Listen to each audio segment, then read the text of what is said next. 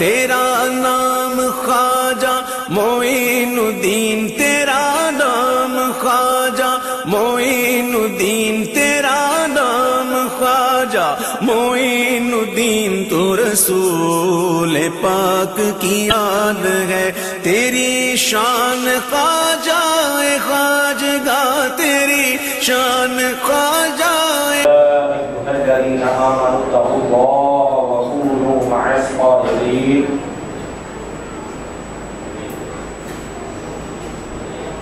قال النبي صلى الله عليه وسلم: من عادني وليا فقد آذنته بالحرب. صدق الله العظيم وبلغنا على رسوله النبي الأمين الكريم، ونحن على ذلك لمن الشاهدين والشاكرين، والحمد لله رب العالمين. مولاي صل وسلم دائما ابدا على حبيبك خير الخلق كلهم، هو الحبيب الذي ترجى شفاعته لكل حول من الاحوال مقتحم، محمد سيد القولين والثقلين والفريقين من عرب ومن عجم. يا رب بالمصطفى بلغ مقاصدنا واغفر لنا ما مضى يا واسع الكرم. بعد مدرسنا معزز سامعین سی وقار، جناب علماء سی وقار، السلام علیکم ورحمۃ اللہ وبرکاتہ.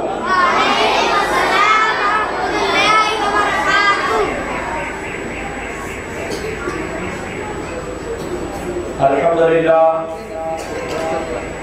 اللہ کے فضل و احسان سے آج ہم یہاں اس بزم میں، اس محفل میں اللہ تعالیٰ اور اس کے محبوبین کا ذکر خیر کرنے کے لیے جمع ہوئے ہیں. اللہ تعالیٰ ہماری حاضری مقبول فرمائے اور ہماری یہ محفل بسلسلہ سلطان الاولیاء، تاج الاولیاء، سید الاصفیاء، وارث النبی، عطائے رسول، سلطان الہند حضرت سیدنا خواجہ غریب نواز سید معین الدین حسن سنجری چشتی اجمیری رحمت اللہ تعالیٰ علیہ کے عرس مبارک کے سلسلے میں ہے. کوشش ہوگی کہ قرآن و سنت سے اللہ رب العزت کے محبوبین کے فضائل، بالخصوص خواجہ غریب نواز رحمت اللہ تعالیٰ علیہ کے فضائل و مناقب، آپ کی سیرت کو بیان کریں. اور اللہ سے یہ دعا بھی کرتا ہوں کہ اللہ تعالیٰ ہم سب کو سن کر آپ کی سیرت کو اپنانے عمل کرنے کی توفیق عطا فرمائے.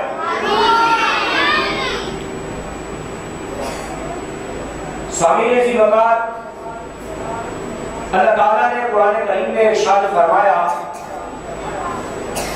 یا ایھا الذین آمنوا اتقوا اللہ وکونوا مع الصادقین. اے ایمان والو، اللہ سے ڈرو اور سچوں کے ساتھ ہو جاؤ. اب سچے لوگ کون ہیں؟ ہم قرآن کریم میں بلکہ نماز میں قرآن کی تلاوت کرتے ہیں اور اس میں ایک آیت پڑھتے ہیں اہدنا الصراط المستقیم، کہ اے اللہ ہمیں سیدھے رستے پر چلا. اور دوسرے مقام پہ اللہ نے فرمایا کہ تم سچوں کے ساتھ ہو جاؤ. تو تو سچوں کے ساتھ کیسے ہو کہ سچے کس رستے پر ہے؟ سچے اسی سیدھے رستے پر ہے۔ اب وہ سیدھا رستہ کون سا ہے؟ یہ ذرا توجہ سے سماعت کیجئے گا۔ اس سے آگے اللہ رب العزت نے ارشاد فرمایا صراط الذین انعمت علیہم، سیدھا رستہ ان لوگوں کا کہ جن پر تو نے اپنا انعام کیا ہے۔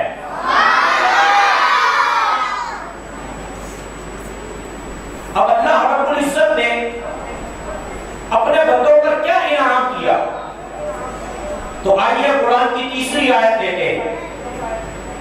رب تعالیٰ قرآن کریم میں ارشاد فرماتا ہے وَمَن يُطِعِ اللَّهَ وَالرَّسُولَ فَأُولَٰئِكَ مَعَ الَّذِينَ أَنْعَمَ اللَّهُ عَلَيْهِم مِّنَ النَّبِيِّينَ وَالصِّدِّيقِينَ وَالشُّهَدَاءِ وَالصَّالِحِينَ وَحَسُنَ أُولَٰئِكَ رَفِيقًا، کہ جو اللہ اور اس کے رسول صلی اللہ علیہ وسلم کی اطاعت کرے تو فَأُولَٰئِكَ مَعَ الَّذِينَ أَنْعَمَ اللَّهُ عَلَيْهِم، تو اللہ تعالیٰ ان اطاعت کرنے والوں کو ان لوگوں کے ساتھ رکھے گا کہ جن پر اللہ نے انعام کیا۔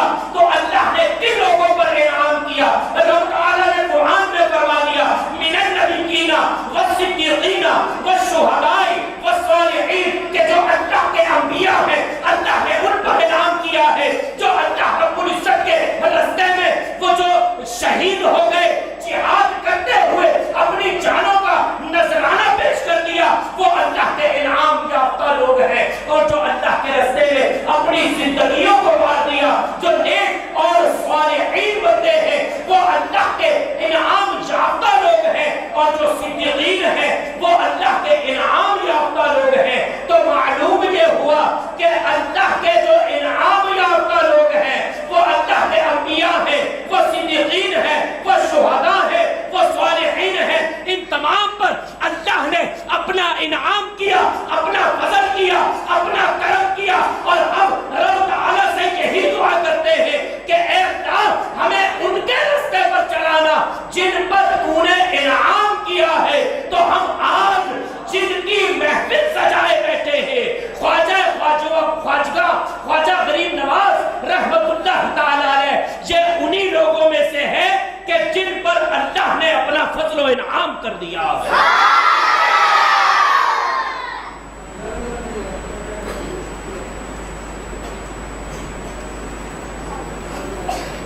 یہ تو تھا قرآن کریم سے اس بات کی مختصر سی میں نے وقت کی قلت کی بنا پر مختصر میں نے ذکر کیا کہ اللہ کے انعام یافتہ ہو۔ تو معلوم ہوا کہ جو اللہ کے انبیاء ہیں، جو صدیقین ہیں، جو شہداء ہیں، جو صالحین ہیں، اللہ کے اولیاء ہیں، اللہ نے ان پر انعام کیا، وہی لوگ سچے ہیں۔ اور قرآن نے حکم دیا وَكُونُوا مَعَ الصَّادِقِينَ، کہ سچوں کے ساتھ ہو جاؤ۔ تو پتہ یہ چلا کہ جو اللہ کے ولیوں کے دامن سے جڑ جاتا ہے وہ دنیا میں بھی کامیاب ہو جاتا ہے، آخرت میں بھی کامیاب ہو جائے۔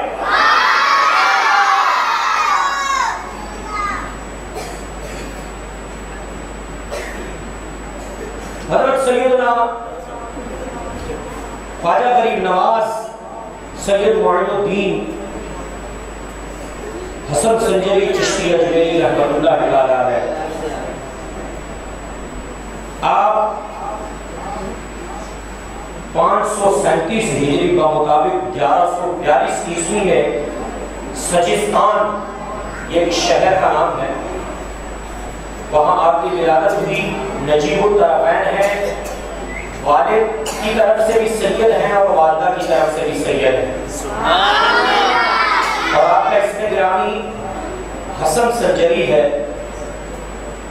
اور آپ کے والدین انتہائی متقی و پرہیزگار، اور آپ کے والد محترم صاحب کرامت بزرگ تھے، اور آپ کی والدہ بہت نیک سیرت خاتون تھی۔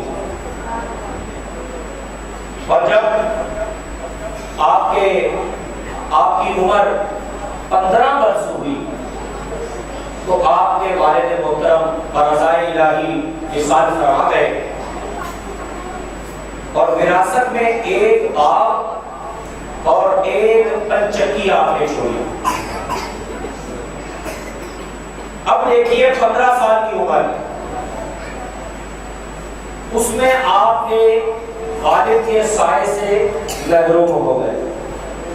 والد کا سایہ اٹھ گیا سر سے, لیکن دل کی کایا کیسے پلٹی؟ اب ذرا اس پر تھوڑی سی توجہ ہے کہ ایک دن حضرت سیدنا خواجہ معین الدین چشتی اجمیری رحمۃ اللہ تعالیٰ علیہ اپنے باغ میں پودوں کو پانی دے رہے تھے. ایک منصوب بزرگ حضرت سیدنا ابراہیم قندوزی رحمۃ اللہ تعالیٰ علیہ باغ میں تشریف لائے.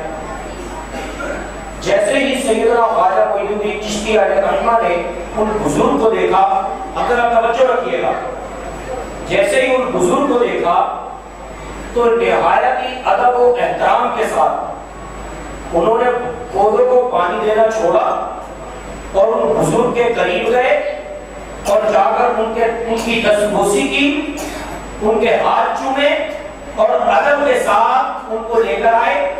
ایک درخت کے سائے کے نیچے انہیں بٹھایا اور انگوروں کا ایک خوشہ, ایک گچھا وہ لا کر ان کی خدمت میں پیش کیا. یہ دیکھیے, یہ ادب کا تقاضا ہے, یہ ادب ہے. اللہ کے ولی کبھی بے ادب نہیں ہوتا, اور جو اللہ کے ولیوں سے جڑ جاتا ہے اللہ اسے بھی باادب بنا دیتا ہے.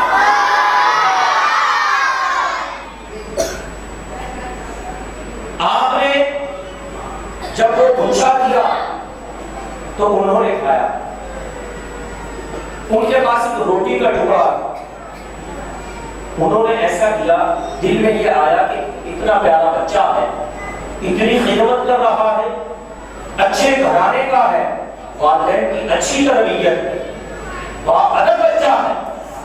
اور حضور صلی اللہ علیہ وسلم نے ارشاد فرمایا کہ جس نے ہمارے چھوٹوں پر رحم نہ کیا اور ہمارے بڑوں کی تعظیم نہ کی وہ ہم میں سے نہیں ہے, وہ ہم میں سے نہیں ہے.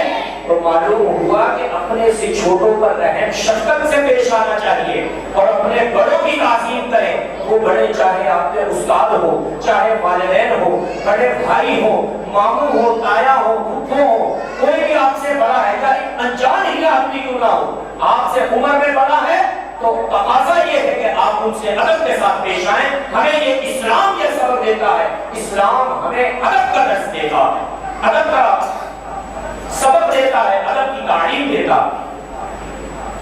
تو حضور علیہ السلام نے فرمایا کہ مومن کے جھوٹے میں شفا ہے, مومن کے جھوٹے میں شفا ہے.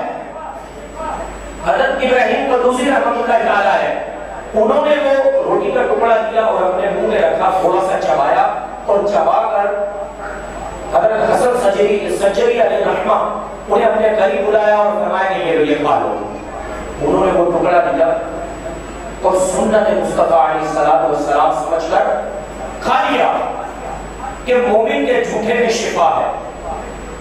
اور جیسے ہی وہ کھایا اس ٹکڑے کا حلق سے نیچے اترنا تھا کہ دل کی دنیا ہی بدل گئی, دنیا سے دل نفرت کرنے لگ گیا, اپنا مال, اپنی وہ پنچکی سب اللہ کے راستے میں صدقہ کر دی اور اللہ کا اس اسلام کا دین سیکھنے کے لیے سفر میں روانہ ہو گئے.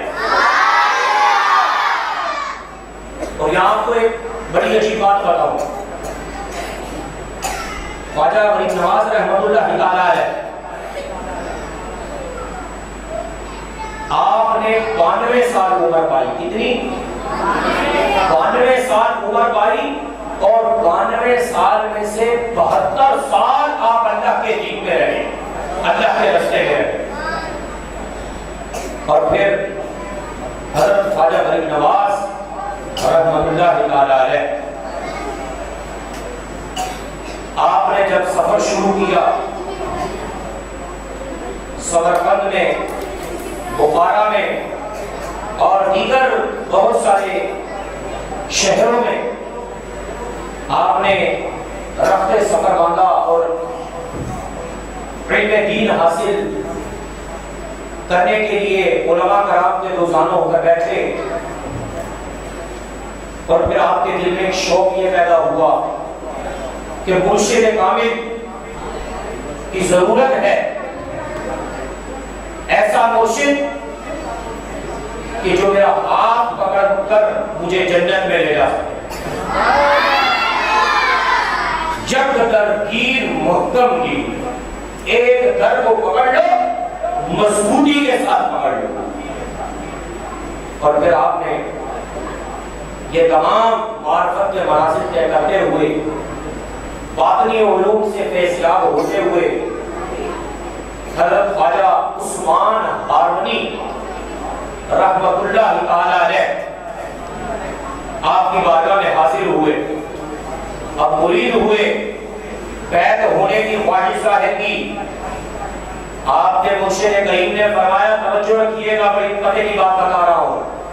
اچھا یہاں پر ایک اور بات بتا دوں، اللہ کے انعام یافتہ لوگ، ہم لوگ کیا سمجھتے ہیں دنیا میں، یہ کہتے ہیں کہ ہاں بھائی اس کو انعام دے دیا، کیا انعام دیا بھائی، یہ بڑا کام کیا، اس کو گاڑی دے دی، یہ انعام ہے اس کا، اس کو بنگلہ دے دیا، اس کو کوٹھی دے دی، اس کو فلاں پیسہ دے دیا بینک بیلنس، یہ اس کو ہم انعام سمجھتے ہیں، جبکہ یہ انعام نہیں ہے۔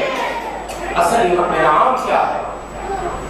وہ انعام کچھ اور ہی چیز ہے، وہ روحانیت ہے جو اللہ انعام کے طور پر اپنے ولیوں کو عطا فرما دیتا ہے۔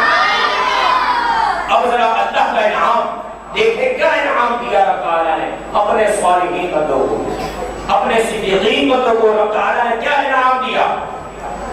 حضرت عثمان ہارونی رحمت اللہ تعالیٰ نے سے عرض کی، حضور بیعت ہونا چاہتا ہوں۔ فرمایا اچھا جاؤ وضو کرو، وضو کر کے آئے، خواجہ غریب نواز رحمت اللہ تعالیٰ نے وضو کر کے جب آئے، آپ نے فرمایا 2 رکعت نماز نفل پڑھو، 2 رکعت نماز نفل ادا کی۔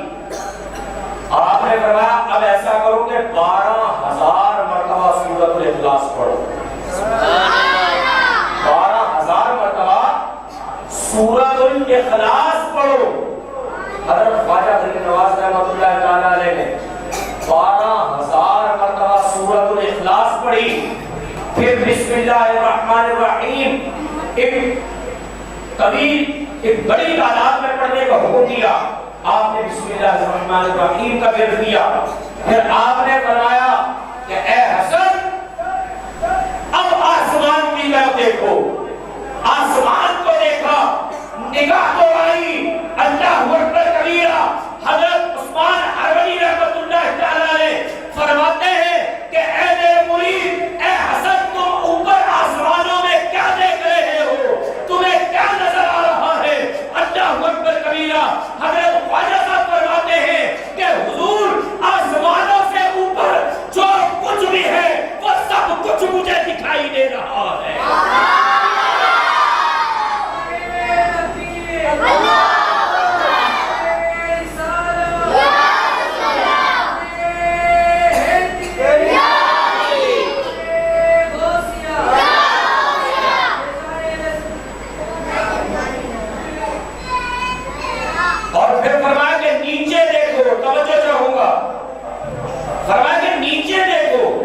جب نیچے دیکھا فرمایا اے حسن تمہیں کیا نظر آ رہا ہے؟ عرض کی حضور تحت الثری تک میری نگاہ جا رہی ہے، ساتویں زمین سے بھی نیچے دیکھ رہا ہوں، اور جب اوپر دیکھے تو 7ویں آسمان سے بھی اوپر دیکھ رہے ہیں۔ یہ اللہ کا انعام ہے جو اللہ اپنے ولیوں کو عطا فرما دیتا ہے۔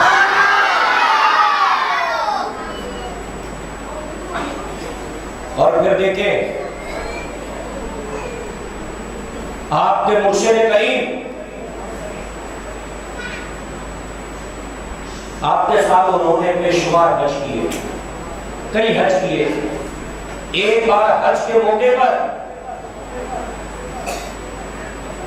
حضرت عثمان ہارونی رحمت اللہ تعالی علیہ میزاب رحمت کے نیچے کھڑے ہوئے اور اپنے مرید کا خواجہ غریب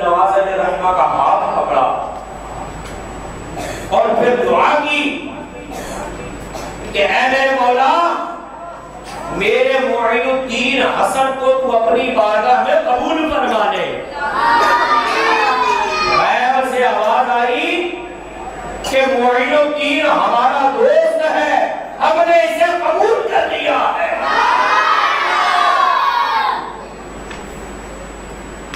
اور خواجہ غریب نواز رحمۃ اللہ تعالیٰ علیہ آپ کو بارگاہ رسالت سے ہندوستان کی سلطانی عطا کی گئی کہ رسول اللہ صلی اللہ علیہ وسلم آپ کے خواب میں تشریف لا کر آپ سے فرما رہے ہیں کہ معین الدین تو ہمارے دین کا معین ہے، تو ہمارے دین کا مددگار ہے، تجھے ہندوستان کی ولایت ہم نے عطا کر دی ہے۔ اور دیکھیے اس بات سے یہ اس بات کا ثبوت ملتا ہے کہ اللہ رب العزت نے اپنے انبیاء کو، اپنے اولیاء کو، اپنے محبوبین کو تمام اختیارات عطا فرمائے، بالخصوص رسول اللہ صلی اللہ علیہ وسلم کو رب تعالیٰ نے تمام دنیا جہاں کے اختیارات دے کر رب تعالیٰ نے مبعوث فرمایا کہ محبوب یہ ساری دنیا تمہاری ہے، جسے چاہو تم عطا کر دو، جسے چاہو تم نواز دو۔ اسی لیے تو نبی پاک علیہ السلام اپنے معین الدین، دین کے معین کو، دین کے مددگار کو، اپنے پیارے دوست کو حضرت خواجہ معین الدین چشتی اجمیری علیہ رحمت الرضوان کو فرما رہے ہیں کہ اے معین الدین، اے میرے دین کے مددگار، چاہ تجھے ہندوستان کی ولایت میں نے عطا کر دی ہے۔ اور پھر یہاں ایک اور بات بتا دوں، وقت بہت کم ہے، کہ خواجہ غریب نواز رحمۃ اللہ تعالی علیہ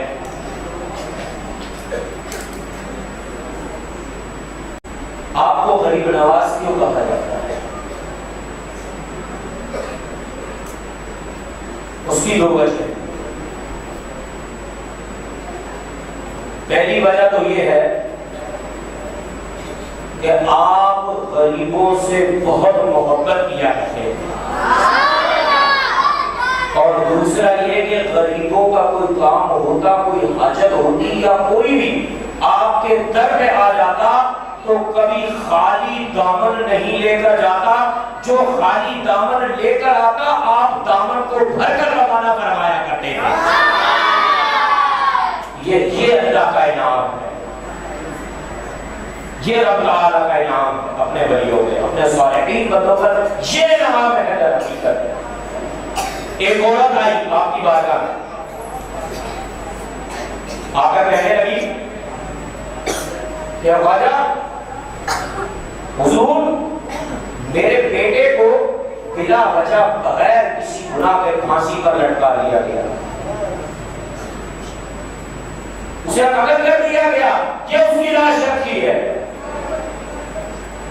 اور میں آپ کے پاس فریاد لے کر آئی، آپ کے پاس میں سوال لے کر آئی ہوں کہ میرے بیٹے کی موت کا حساب دیا جائے، اسے بے گناہ قتل کیا گیا۔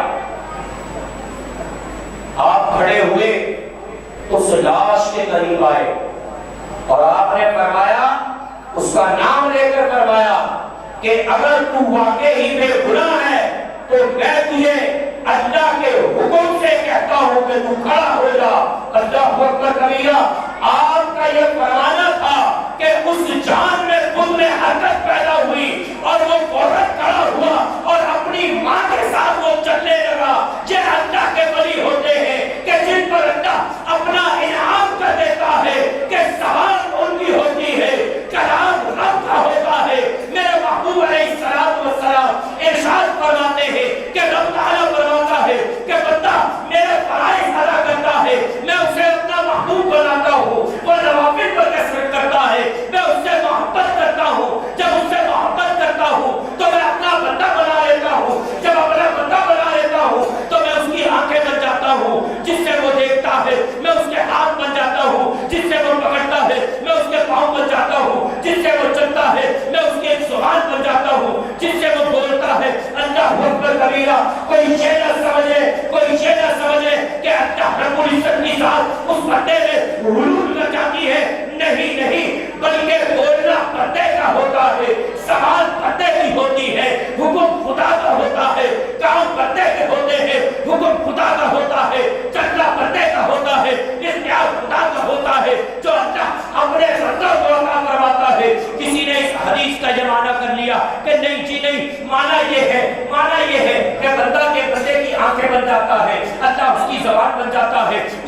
بن جاتا ہے، اس کے ہاتھ بن جاتا ہے، اس کے پاؤں بن جاتا ہے، اس کا معنی یہ ہے کہ اس کے بعد وہ گناہ نہیں دیکھ سکتا، اس کے بعد وہ گناہ نہیں سن سکتا، اس کے بعد وہ گناہ کے کام نہیں کر سکتا، اس کے بعد وہ گناہ کی طرف چل نہیں سکتا۔ اس لیے رب تعالیٰ یہ مقام عطا کرتا ہے۔ لیکن میں کہتا ہوں اے بدبخت، اے تشوش، اے بغیرت، تو غلط معنی نکالتا ہے۔ امام فخر الدین رازی رحمۃ اللہ تعالیٰ نے کیا خوب اس حدیث کی تشریح فرماتے ہیں کہ اس کا معنی یہ نہیں ہے کہ وہ گناہوں سے رک جاتا ہے تو ولی بنتا ہے، نہیں نہیں، گناہوں سے پہلے رکتا ہے تبھی تو اللہ ولایت عطا کرتا ہے۔ اس کے معنی تو یہ ہے کہ رب تعالیٰ نے فرمایا میں اس کی آنکھیں بن جاتا ہوں جس سے وہ دیکھتا ہے، اس کے کان بن جاتا ہوں جس سے وہ سنتا ہے، اس کے ہاتھ بن جاتا ہوں جس سے وہ پکڑتا ہے، اس کے پاؤں بن جاتا ہوں جس سے وہ چلتا ہے۔ تو مطلب یہ ہے کہ اللہ اپنے ولی کو یہ اختیار دے دیتا ہے کہ جس طرح وہ قریب والوں کو دیکھ سکتا ہے اسی طرح دور والوں کو بھی دیکھ سکتا ہے، جس طرح قریب والوں کی سن سکتا ہے اسی طرح دور والوں کی بھی سن سکتا ہے، جس طرح وہ قریب والوں کی مدد کر سکتا ہے اسی طرح دور والوں کی بھی مدد کر سکتا ہے۔ ارے رب تعالیٰ اپنے ولیوں کو یہ اختیار دے دیتا ہے کہ ولی ایک وقت میں دنیا کے کئی مقامات پر حاضر ہو سکتا ہے۔ یہ اللہ کے ولیوں کی طاقت ہے، یہ اللہ کے ولیوں کی قوت ہے جو اللہ نے عطا کی ہے، یہ رب تعالیٰ کا فیضان ہے۔ اور خواجہ غریب نواز رحمۃ اللہ تعالیٰ نے آپ کا تقوی پر حصہ لیا، ڈاک اکبر ڈاک اکبر۔ آپ ایک مرتبہ مسجد میں بیٹھے تھے، اپنے وظائف میں مصروف تھے، اللہ کا ذکر کر رہے تھے۔ توجہ میری طرف رکھیے گا، آپ نے اللہ کی طرف توجہ لگائی، خدا کا ذکر کر رہے تھے، آپ کا ایک دشمن آیا۔ دیکھو اللہ اپنے ولیوں کی کیسے حفاظت فرماتا۔ اس کے ہاتھ میں خنجر تھا، آپ کا قبلے کی طرف سے تھا، قبلے کی طرف تھا، وہ پیچھے سے آیا اور آ کر آپ کو قتل کرنا چاہا۔ جیسے آپ کے قریب پہنچنے کو تھا اس کا جسم کانپنے لگا، جیسے ہی جسم کانپا اس کے ہاتھ سے خنجر گر گیا۔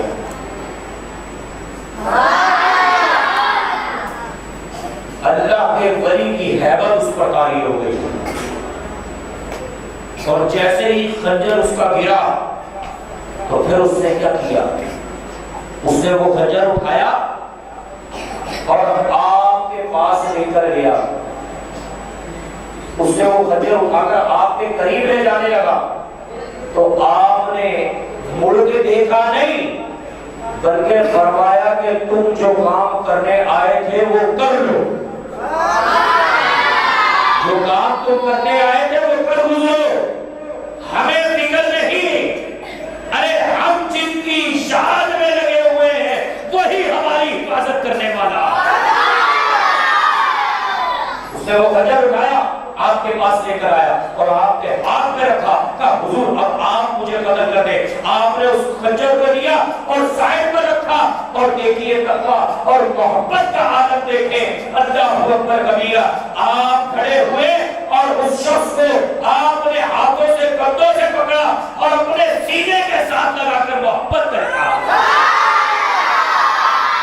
یہ ہے اللہ کے ولیوں کا عمل، ان کی زندگی، ان کی سیرت، ان کا صبر، ان کا علم، ان کا تقویٰ اور ان کی بردباری کہ اللہ رب العزت نے انہیں عطا فرمائی ہے۔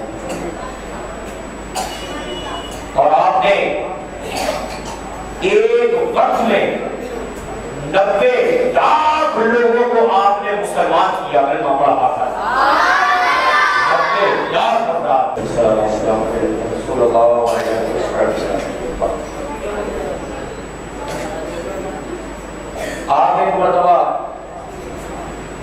اپنے مریدین کے ساتھ جا رہے تھے،